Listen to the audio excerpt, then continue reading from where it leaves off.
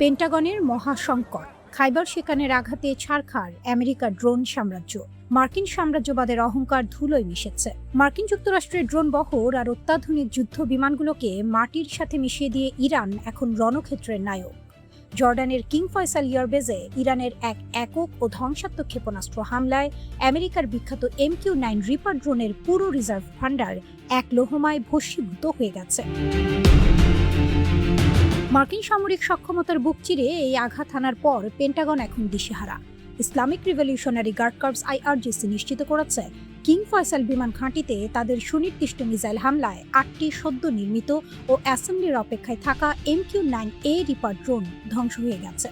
এর পাশাপাশি অ্যাক্টিভ সার্ভিসে থাকা আরও 2টি রিপার ড্রোন মুহূর্তেই ছায়ে পরিণত হয়। যুক্তরাষ্ট্রের এয়ারফোর্স যখন ইতিমধ্যে ইরানের হামলায় 2 ডজনেরও বেশি রিপার হারিয়ে নতুন ড্রোনের জন্য হাহাকার করছিল, ঠিক তখনই জর্ডানের ঘাঁটিতে আমেরিকার পুরো ব্যাকআপ বহরকেই ধ্বংস করে দিল তেহরান। কারণ এই MQ-9A মডেলের নিয়মিত উৎপাদন অনেক আগেই বন্ধ হয়ে গেছে। বিশ্বজুড়ে মাত্র 10টির মতো এই ড্রোন অলস পড়েছিল, আর তার প্রায় পুরোটাই এক হামলায় উড়িয়ে দিয়েছে ইরানের ক্ষেপণাস্ত্র। কিন্তু ধ্বংসযজ্ঞ কেবল ড্রোনেই সীমাবদ্ধ থাকেনি।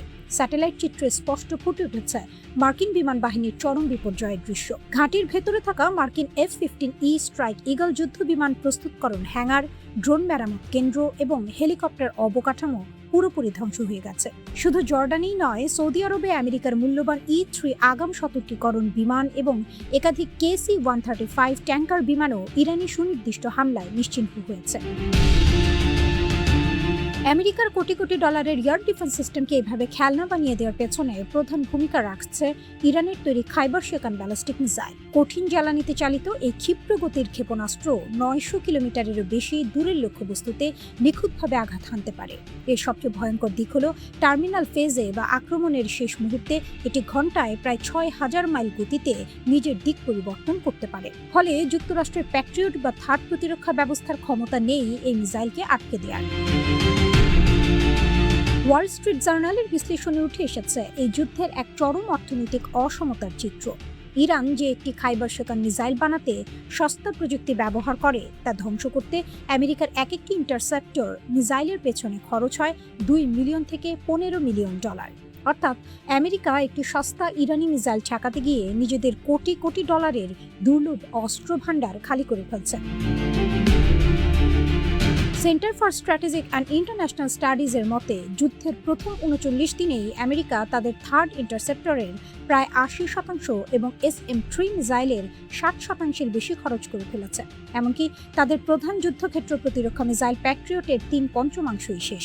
1000-এর বেশি টমাহক ক্রুজ মিসাইল ফায়ার করেও ওয়াশিংটন ইরানকে থামানো তো দূরের কথা, নিজেদের অস্ত্রের ভাড়ার শূন্য করে এনেছে। CSIS স্পষ্ট জানিয়ে দিয়েছে, আমেরিকা চাইলেও এই অতি প্রয়োজনীয় অস্ত্রগুলো আগামী 3 থেকে 5 বছরের মধ্যে নতুন করে তৈরি করতে পারবে না। যুক্তরাষ্ট্রের সামরিক কারখানাগুলো যা কয়েক বছরে বানাতে পারবে না, ইরান তা কয়েকদিনেই ধ্বংস করে দিচ্ছে। মিসাইল আর ড্রোনের বিভিন্ন গতি ও পথের সমন্বয়ে তৈরি ইরানের বহুস্তরীয় আক্রমণ পদ্ধতি মার্কিন ও পশ্চিমা মিত্রদের সমস্ত সামরিক সমীকরণকে ভেঙে গুঁড়িয়ে দিয়েছে।